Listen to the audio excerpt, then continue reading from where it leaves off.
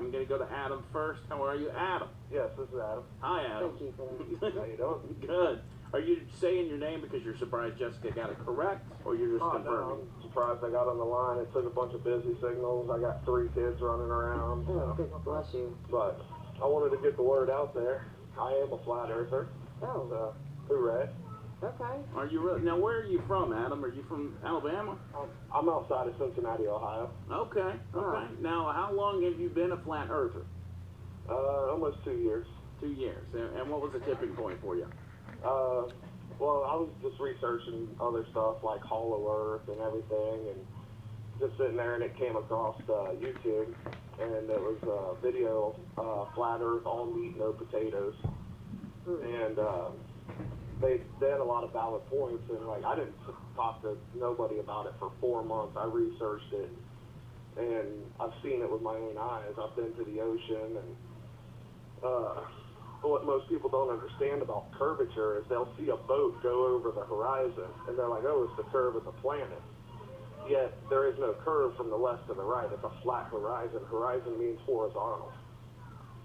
Right. And that boat that disappeared over the curve, you can pull out a pair of binoculars, and you can watch that boat come back, and then re-sail over the curvature, and then you can pull out a telescope, and that boat comes back again, and you can watch it re-sail away again. A question, a quick question. I've always wanted to talk to someone who believed in the flat Earth theory, and now you're here, and I almost can't breathe. But so one question is: so if are you amongst the common belief that the gravity also does not exist, or do you not subscribe to that? You don't. When it's flat, you don't need gravity. Okay. You're on a flat surface. But so let me ask you a question then. If gravity doesn't exist, then why will a ball drop to the ground when you drop it? I mean, why doesn't it just... Density and buoyancy. Why does a balloon float? Right. Why does an empty balloon drop? Balloons float because of helium, so... Exactly, and right. helium is less dense than the air pressure around it. Right. Right. So now, gravity holds trillions of gallons of water to a ball spinning at 1,040 miles an hour. Not to mention hurtling through space at increasing speeds. So, if you blow a bubble, that's not full of helium, yet it floats and it's liquid. Okay, Right. well, let me ask you this. So if you don't believe in gravity, what about the tides? Because just the interaction between the Earth and the Moon, that sort of proves that gravity exists, right? Because the tides are caused by the activity of the Earth's magnet, which is at the bottom of the sea. So, I mean, I don't know how you get past that little hurdle. Okay, well, also, then why don't we get pulled down? We're 70% water. Why don't we get pulled to the center of mass and gravity? And then anything with mass also has gravity. Google it. Okay, so but you didn't answer the question of how's the tides working. How do the tides work? Yeah. I believe it's like some kind of static electricity or something. Like, have you ever seen the video where there's a stream of water and you hold a static balloon next to it, Yeah. and it pulls the water over? That's not gravity. Well, is it possible that the turtles under Flat Earth are adjusting themselves, and that's what causes the waves? That's true. See, we've wasted the Earth has only been around for 500 years since Copernicus. Ever since before then, even when they said that they had more technology than us to build the Great Pyramids, they all knew it was flat, but now they're saying that that was ignorant of them and they didn't have the technology, yet they were smarter than us and built better things. Well, I mean, So- we've got a couple generations that is Yeah, not putting up much competition. So do you believe that the other planets are round? Is it just Earth that's flat? There's no space or other planets. Oh, okay. It's what you see on the Bergen of the dome. See, I would just think it would be hard to believe in flat Earth and then to also believe in the Bible. So I'm assuming those two things can't run touch on that concurrently. basis too, because I was listening to the other people. You know who Warner von Braun is? Sure. The guy who was responsible, or one of the main guys. Do you know on his gravestone, all it says is his name, birth date, death date, and then one verse from the Bible. It says Psalms 19:1.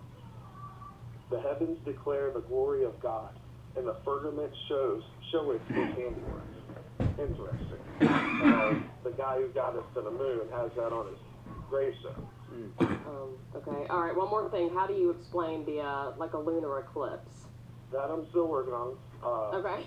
That stuff doesn't exist. What it is, and I'm going with what I'm assessing from Adam's call, is that the flat Earth is like a snow globe, like has been described in other calls, and what we see in space are really just giant car decals, like stickers that are put on the outside of the snow globe. Am I getting close? The rate of the heliocentric systems movement, for us to have the same constellations for thousands of years is an impossibility.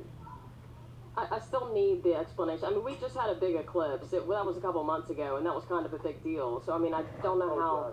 Like I said, I don't have all the answers. I'm Right. just trying to help out with the ones I do. Right. Yeah. Yeah. But, and that's the thing, is a lot of people will throw out one question that a flat earther can't answer and then ignore all the other proofs that they have put forward. I don't know about proof, but let me ask you a question. If there was ever in the future, and this has kind of been an idea that's been teased out, but if there was ever an opportunity for just regular civilians to go into the space shuttle and actually fly out into outer space, would you partake of that opportunity if it was, if the price was right? Oh, I would if I didn't have vertigo. Like, I'm afraid of heights, but... Okay, well, I mean, Like I said, I just wondered if that would finally change your mind if you saw it for yourself. Footage from everything, and most of it is fisheye lens. The reason NASA CGIs everything is because they have a $19 billion a year budget.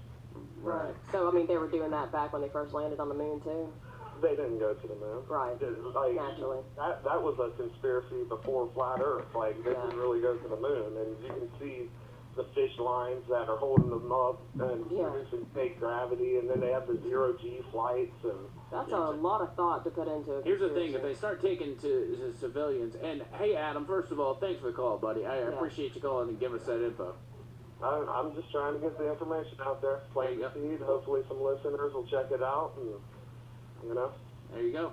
There's over 200 plus Bible verses that state the earth is flat and stationary. They're really, you know, and we won't be able to go through them on this show, but no, I'm not do this for me though. I want to see those Bible verses. If you've got a list or a link or something I can look at, email that to me. It's do you know Todd A.E.? He's the one who sent me this. Like, I guess he's a DJ there.